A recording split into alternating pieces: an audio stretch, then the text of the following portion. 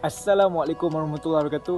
Hai guys, saya Mahir Rahman. Okey, video ni saya buat kerana saya nak share pengalaman saya setelah saya attend kelas Jajah Minda daripada Abang Habib Sheikh Ali.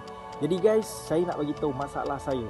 Saya adalah pesakit anxiety disorder. Kalau kat luar sana tak tahu apa itu anxiety. Anxiety ni adalah penyakit kerisauan melampau, takut yang melampau, kadang-kadang dia sedih yang melampau. Jadi apa solusi yang saya buat? Saya pergi ke doktor psikiatrik, and then dia bagi ubat penenang.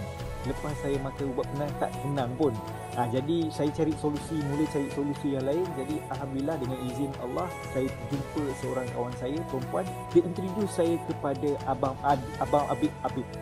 Habib Sheikh Ali.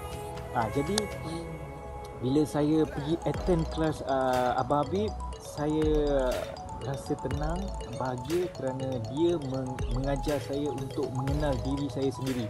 Macam Abang Habib cakap, untuk mengenal Allah, kita perlu mengenal diri kita sendiri. Saya rasa sangat betul benda tu. Kerana apa? Saya tak cakap orang lain, saya cakap diri saya sendiri. Selama ini saya hidup, saya terlalu memikir kepada orang lain. Saya fikir orang itu, orang ini untuk membahagiakan orang lain. The end of the day, saya punya diri saya tak bahagia pun.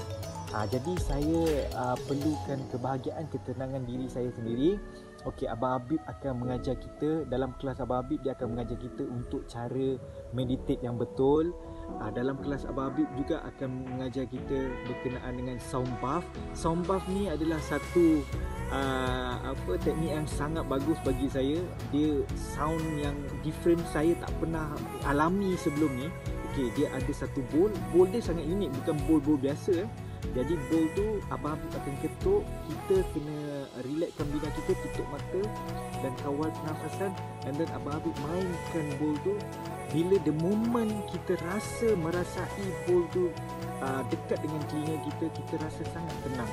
Jadi apa yang saya dapat dalam kelas Abang Habib, saya dapat mengawal saya punya emosi, saya dapat ketenangan, saya dapat kebahagiaan. Syukur sangat. Jadi saya sangat bersyukur kepada Allah. Okey, dengan izinnya saya dapat sihat, alhamdulillah. Okey, saya nak ceritakan sebelum dan selepas saya attend kelas Abang Habib ya. Okey, sebelum ni saya mempunyai sakit belikat. Kalau korang tahu belikat kat belakang ni, dengan tengkuk yang sangat lama, berpanjangan. Memang selalu saya sakit ni, and sakit dia kadang-kadang saya tarik nafas pun susah. Jadi apabila saya attend kelas Abang Habib, saya mengenali diri saya belajar meditate. Alhamdulillah, dalam masa 2 minggu, tak tipu guys, saya sendiri rasa pengalaman ni. Alhamdulillah, sakit belikat saya surut, tengkuk saya pun dah mula surut. Dengan izin Allah saya sihat. And saya sekarang ni boleh dikatakan saya always nak fikiran positif, and saya tak nak negatif. Saya dah tak nak jadi anxiety disorder, dah tak nak fikir-fikir negatif yang lain-lain. Saya nak jadi orang-orang positif, energi yang positif, insya-Allah. Jadi saya kat sini sarankan sesiapa, macam kalau kawan-kawan saya ada pun, saya akan introduce korang pergi ke kelas Jajah Minda untuk mengenal teknik pembelajaran Abang Habib.